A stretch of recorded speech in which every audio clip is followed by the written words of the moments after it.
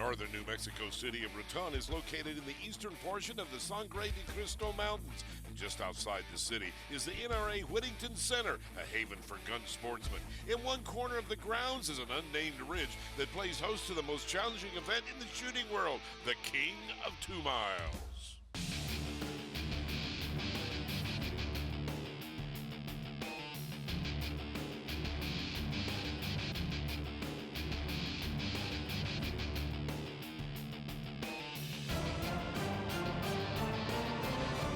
Welcome to the King of 2 Miles, presented by Berger Bullets. Hello, I'm Ted Jones, and joining me for today's coverage will be 3-time world champion Paul Phillips. Let's take a look at what they have to do to qualify. They're going to get 5 shots at target 1 and only 3 shots at the next targets 2, 3, and 4. Now, if they miss on any one of those targets, they are out for the entire competition. Bad news for you. Taking a look at today's targets, target 1, about 1,550 yards less than a mile. Target number 2 is 1,715 yards, and those targets 24 inches by 37 inches. Now for target 3, 1,890 yards, just over a mile. That one is 30 inches by 37, as is target number 4, 1,990 yards, just over 1 mile. Let's meet our expert analyst, Paul Phillips, who is a 3-time world champion, 11-time national champion. In 2017, he won a gold medal. He holds over 40 long-range records. Today, our competitors will use a cold bore, Paul explains. This year at King of 2 Mile 2017, they put a gong at about a mile, 18-inch gong. It's called a cold bore gong challenge. And what that means is that when they come to the range, they're challenged to take just 1 shot at this 18-inch gong at almost a mile. They have to know their zeros perfectly with all their environmentals of their direction, their inclination, their humidity, their velocities, the bullet standard deviations. All that has to be accounted for to make that 1 shot perfectly within an 18-inch circle.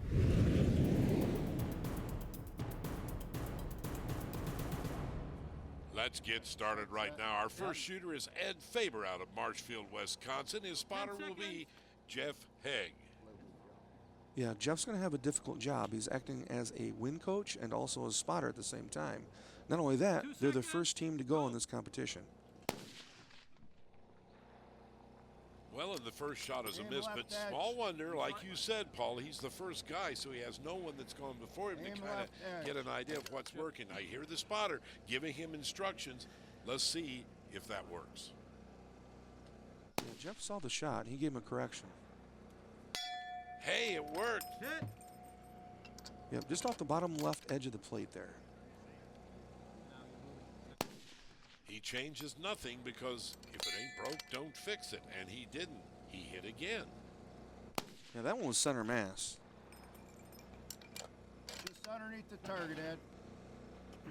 So he told him how to correct it.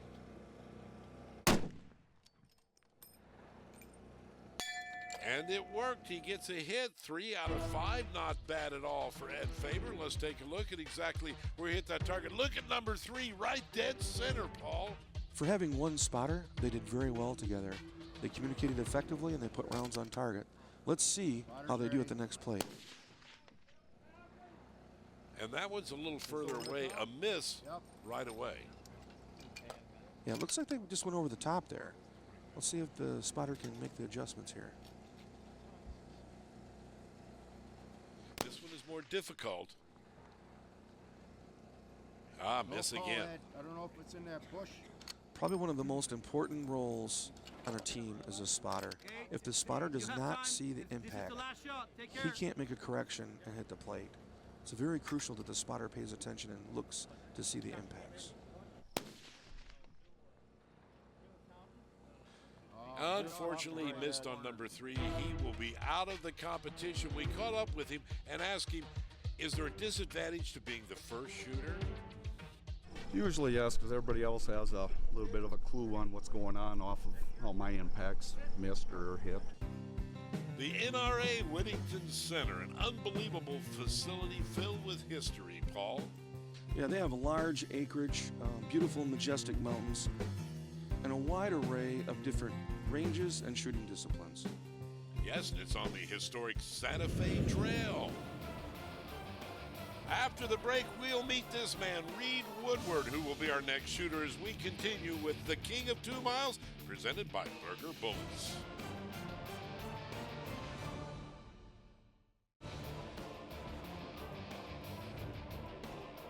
King of 2 Miles is being brought to you by Berger Bullets, the highest levels of precision. Bartline Barrels, cutting edge of barrel technology. And by McMillan Fiberglass Stocks, molding the way America shoots. Welcome back to the King of 2 Miles, presented by Berger Bullets. We're coming to you from the NRA Whittington Center, covering this event for you, and we're ready to take a look and meet our next shooter. Ladies and gentlemen, this is Reid Woodward. Give me a sec. We asked Reid earlier how he got started in extreme long-range shooting. Short shooting just led to longer shooting. I guess I started out with a BB gun, and then it went from there. I was 6 years old, and I'm over 60 now, so I'm shooting out better than a mile. So here goes Reid with his first shot. Remember earlier in the show I talked about the cold bore gong shot? This is it. No practice shots. He's going to try to attempt to hit this with his first shot. And he did it. Look at that, folks. Wow. That's incredible. Yeah, that's amazing. That was only probably 4 inches right, maybe a couple inches low. The very first shot, it really is incredible. And again. Do it again, Reid. Yeah, this is at the first shot at 1,550 yards. Looks like he just hit off to the right a little bit high. Let's see what the spotter and the shooter do on this. Notice he has a pad under his elbow right there. Yeah, he's using that pad for support underneath his rifle and also his elbow. Everybody has their own combinations of what they like to see. Well, he hit that one. Make no change now. Oh, and a miss, Paul. He didn't change anything. Yeah, he was going off a spotter call. That's just how crucial these positions are. If you get a little bit out of whack, it can make a difference downrange.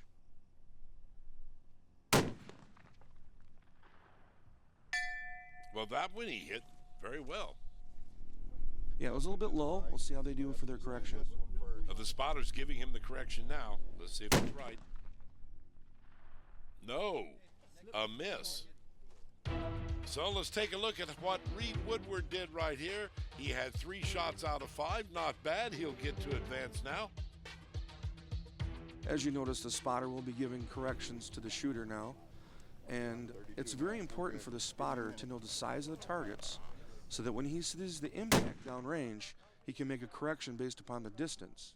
Well, he needs a correction right now as he missed the first shot. This is the target that so far in the show is causing problems. They can't get past number 2.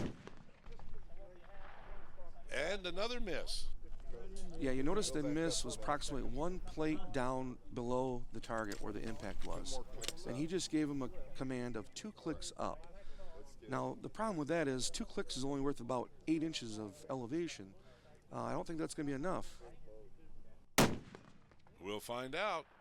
You're correct, Paul. So, unfortunately, target number 2 still takes guys out of competition. Welcome to the Whittington Center Museum and Gun Collection. They have some incredible historic guns here. Let's meet the curator with some of that history now. The Spanish-American War period is actually near and dear to New Mexicans' heart. What happened was Teddy Roosevelt actually came out here to New Mexico and recruited heavily in New Mexico, Texas, and Arizona, primarily because he wanted soldiers who already knew how to ride and shoot. This, what I'm holding right here, is a Colt Single Action Army. This gun actually went to the U.S. Army in 1874. The gun was built in 1873, but it was one of the first Colts that went to the Army under contract. And it started out life as a 7.5-inch barrel, what they call cavalry model. And it undoubtedly seen service during the Indian Wars. What happened was just prior to the Spanish-American War, the Army sent a bunch of them back to Colt and had the barrel shortened to 5.5 inches. And now they were known as the artillery model. All of them were Chamberlain 45 Colt. This particular Colt We have records that it was issued to Corporal Brush out of the Company I of the 1st Volunteer Cavalry, better known as the Rough Riders, just prior to deploying to Cuba. So this little revolver here very may well have gone up San Juan Hill. Great piece of American history. Teddy Roosevelt and the Rough Riders. Bill Carlton gets ready. He's our next shooter. We'll take a break right now. When we come back, we'll have more The King of 2 Miles, presented by Berger Bullets.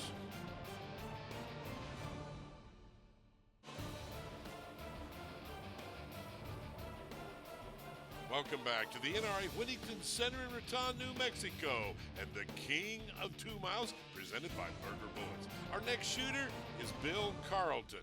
A competition like this is very difficult, so we asked the entire team of Bill Carlton, how do you prepare for King of the 2 Mile? I came out here last year and shot King of the 2 Miles, placed 10th, and still at it again, and we're going to continue. I've got an awesome team, and we're developing it and their skills as well as mine, and we're gonna get there, definitely. This isn't something you learn overnight. There is a whole lot of pressure with it, because if the environmentals and everything that you input into the data stuff, if it's not correct, you're not going to be there.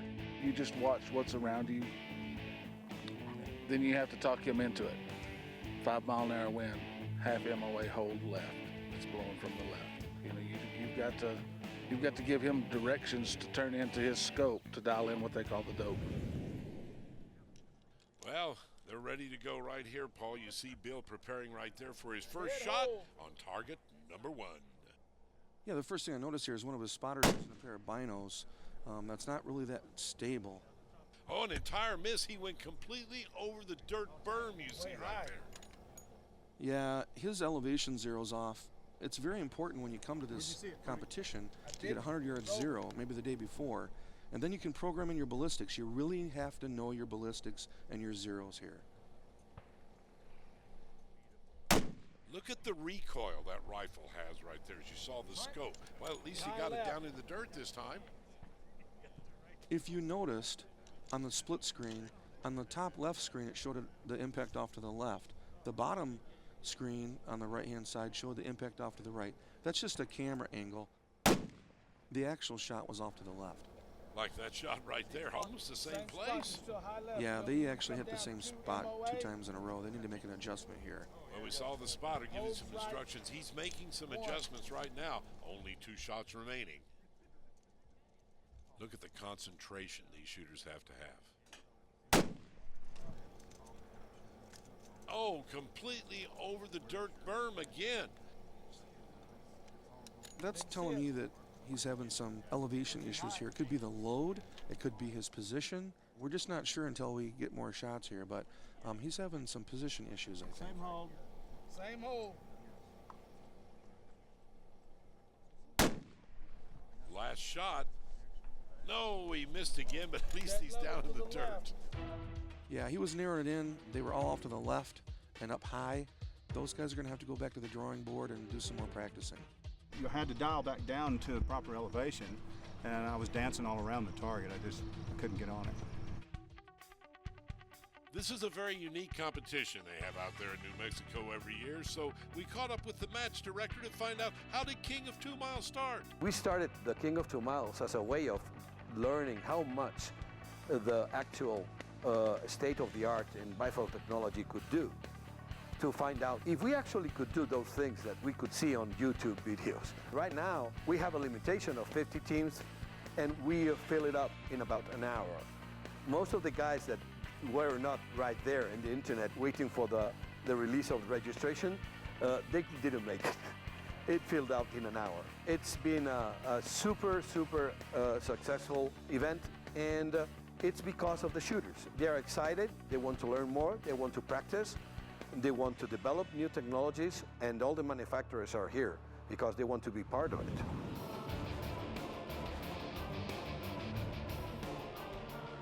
We'll take a short break right now. When we continue, we'll meet our next shooter, Dan Pohlabel, as we continue with King of 2 Miles, presented by Berger Bullets.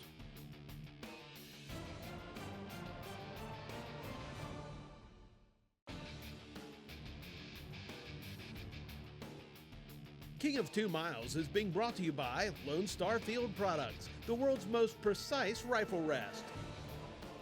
Applied Ballistics LLC, the science of accuracy. And by Stiller's Actions, building the highest precision custom rifle actions in the world today. Welcome back to the King of 2 Miles, presented by Berger Bullets, coming to you from the NRA Whittington Center in Raton, New Mexico. Our next shooter will be Dan Pohlabel. He shoots Berger Bullets, so we sent Paul to catch up with Brian Litz to find out about the history of this product. Hi, we have Brian Litz with Berger Bullets here today. Brian, I know you're a ballistician with the Berger. Can you tell me a little bit more about the company? It's all about hard work, Paul.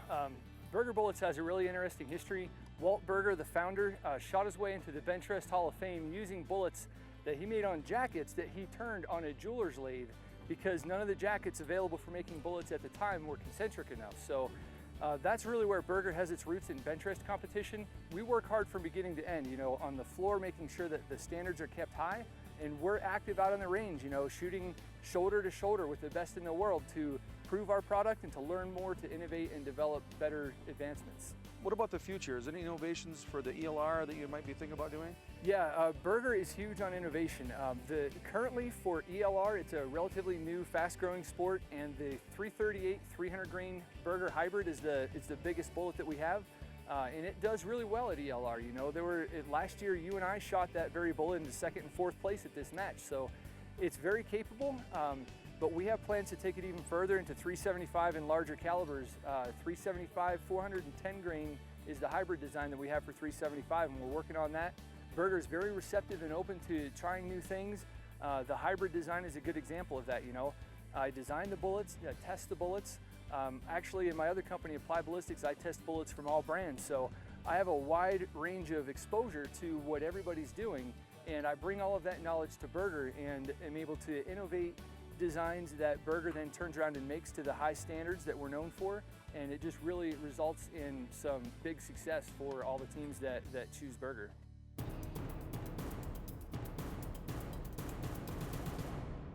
Paul, I have a question. What is ELR?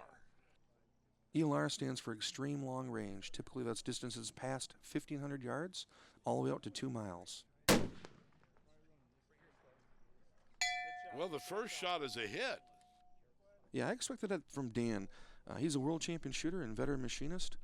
This rifle here is his 338 Lapua improved with 300 grain Bergers, and they were doing their homework and got their elevations correct. Dan, you need to come up 1 minute. Now, you heard him tell him to come up 1 minute. Yeah, he saw the spot and did a quick adjustment. Let's see how he does here. Good shot. Guess what? It worked. Wow. There it is. Yeah, these guys are both in the U.S. rifle team, and they work very well together with teamwork. Another hit, and they're shooting rapidly, too. They're not taking a lot of time. Absolutely. They're understanding the absolute corrections, and they're shooting fast, which is going to enable them to get shots on target without the wind changing their shots. Incredible. He had 4 hits and only 1 miss. What a great job.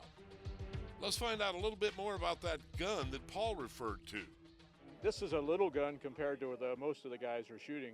This is a 338 Lapua improved, shooting a 300 grain bullet, and most of these guys are shooting 50s or 375s with 400 or 500 or grain bullets. So we're at a little bit of disadvantage, but this is a very accurate rifle, so it's a trade-off. Accurate indeed. He hit 4 out of 5. He's pretty good. Now, target number 2 that's been elusive so far. Yeah, it just looks like he just missed low. But he's close. Boy, you hear him. They're correcting him right here. This team is good. Yeah, good teamwork, good communication, and they're shooting quickly.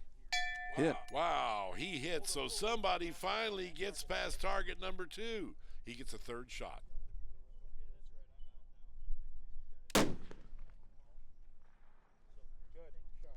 And another hit. Dan Pohlabel gets to move on. He gets past the elusive target 2, and he does it right with 2 hits. Now, target number 3. First time we've seen that.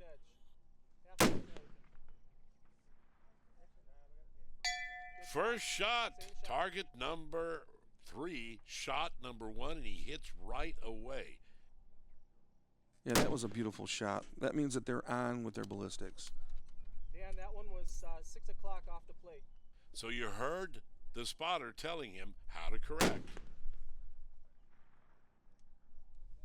And the spotter got it right. Another hit. 2 out of 3 on the third target. That's absolutely incredible. So now we'll move on to target number 4. It's going to get good now, folks. This is over 1 mile. First shot, and it's a hit. This is over a mile away, and that first shot he made was only 6 inches low and about 4 inches right. Amazing shot. Good. Here's another amazing shot. Another hit, folks, on target number 4. Right of your last impact. Yeah, this is over a mile away, and he's pumping rounds within 8-10 inches from the middle of that target. Unfortunately, he missed, but what do you want? 2 out of 3. He got through number 4. He's our first qualifier. When we caught up with Dan, he talked to us about his experience. Good times. First time coming down here to shoot this event. I've shot at this range a lot. Shoot F class, a lot of 1,000-yard matches. That will bring to a close our first coverage here of King of 2 Miles presented by Berger Bullets. We'll have more qualifying next week. Until then, I'm Ted Jones for our expert commentator Paul Phillips. See you then.